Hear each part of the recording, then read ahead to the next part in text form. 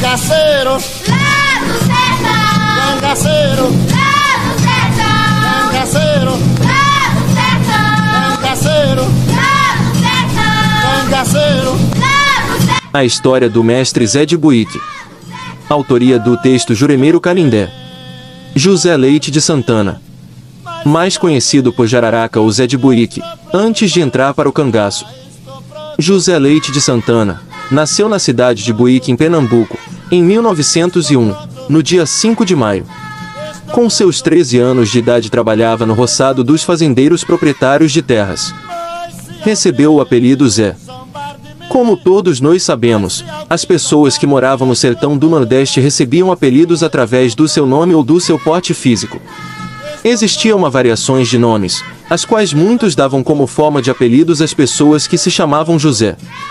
Quem tinha o nome de José, geralmente recebia o apelido de Zé. E assim eram com outros que se chamavam Francisco, recebiam apelidos de Chico, e daí por diante. Após José Leite de Santana completar seus 16 anos de idade, ele se alistou no exército, e durante o período que estava no exército, ele passou a ser conhecido por Cadete Santana. Quando estava entre amigos das Forças Armadas, os seus colegas chamavam de Zé de Buíque. O motivo desse apelido seria por causa do seu nome. Todo José era Zé, e como ele era natural de Buíque, ficou conhecido por Zé de Buíque. A história vem através de pesquisas aonde nos deu a revelação desse grande mestre, a qual hoje é muito conhecido dentro do Nordeste Brasil. O relato sobre a sua vida nos remete às variações dos seus atos, as quais eram roubos, sequestros, perseguições e sofrimentos. Durante a época em que ele estava no exército, ele passou a ouvir alguns boatos que poderiam acusar grandes nomes do poder das Forças Armadas do Exército. Com isso ele teve que fugir para não ser preso ou morto.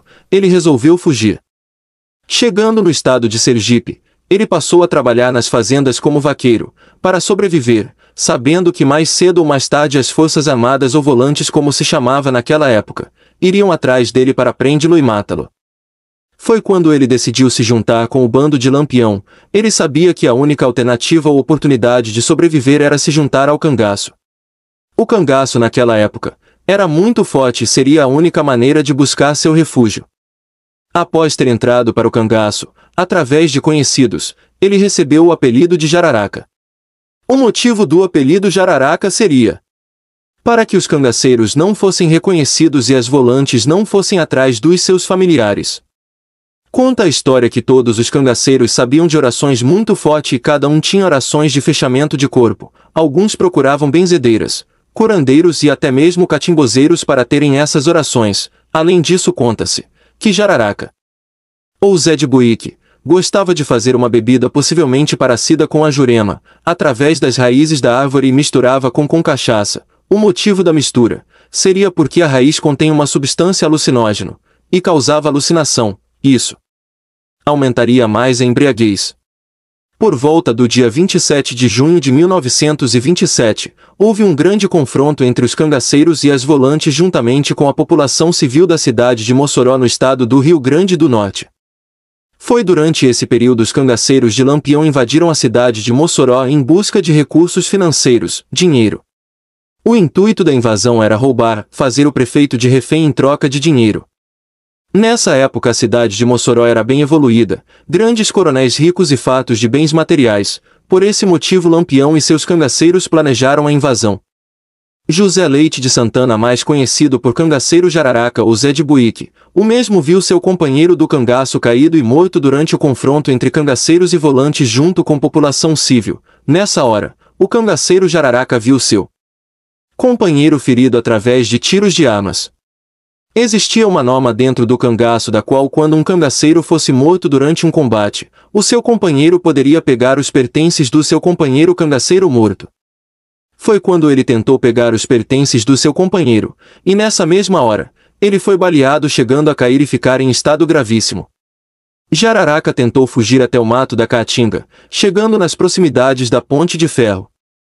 No dia seguinte um morador moçoroense vinha passando, quando foi abordado pelo cangaceiro ferido.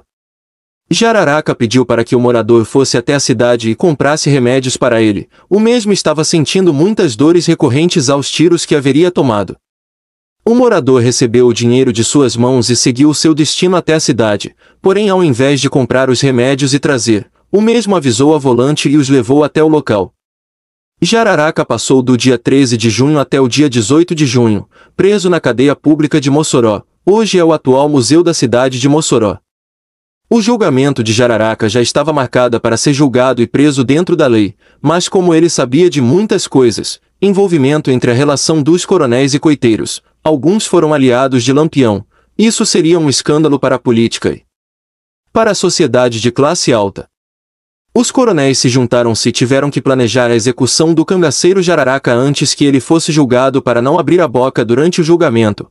Tudo isso foi por medo de Jararaca abrir a boca e entregar os envolvidos. Jararaca foi tirado da prisão e levado até o atual cemitério da cidade de Mossoró. Chegando no local, levou uma coronhada na cabeça e foi espancado. Jogaram ele no buraco que já estava aberto, vendo que não caberia por causa do seu tamanho de porte físico alto. Tiveram que quebrar suas pernas com machados, e enterrado vivo. Até hoje o local que o ex-cangaceiro Jararaca ou Zé Buíque foi enterrado é um dos túmulos mais visitados do cemitério de Mossoró. Pessoas vêm de longe para visitá-lo e fazerem seus pedidos e devoções. Se há relatos de muitas graças serem alcançadas através de suas fé. Na verdade ele é considerado como um milagroso, mas será que realmente ele seja milagroso? Ou será que ele foi abraçado pelos encantos da Jurema Sagrada, e atualmente esteja fazendo caridades àqueles que necessitam de seus trabalhos para com isso, pagar seus karmas, tendo em vista que o mesmo se tornou-se um espírito de luz? Observação: algumas pessoas relatam que o mestre Zé de Buíque seria o ex-cangaceiro Candeeiro. Porém esse relato é falso. O cangaceiro Candeeiro morreu no dia 24 de julho de 2013. O nome do ex-cangaceiro Candeeiro era seu Manuel Dantas Loyola, o que descarta totalmente essa possibilidade. Em 1990, já se havia relatos de acostamento do mestre Zé de Buíque. A sua morte ocorreu no ano de 1927 do mês de junho dia 27. A única pessoa que realmente era conhecido por Zé de Buíque dentro do cangaço durante esse período, foi José Leite de Santana, mais conhecido por Jararaca ou Zé de Buíque. O cangaceiro Candeeiro era conhecido por seu NEM, em sua cidade. Com esse relato eu deixo bem claro, não existiu nenhum outro cangaceiro que tivesse uma história mais aprofundada em relação a Zé de Buíque, e que realmente era de Buíque, Pernambuco, da qual foi José Leite de Santana. Mestre Zé de Buíque. Texto escrito por Juremeiro Canindé.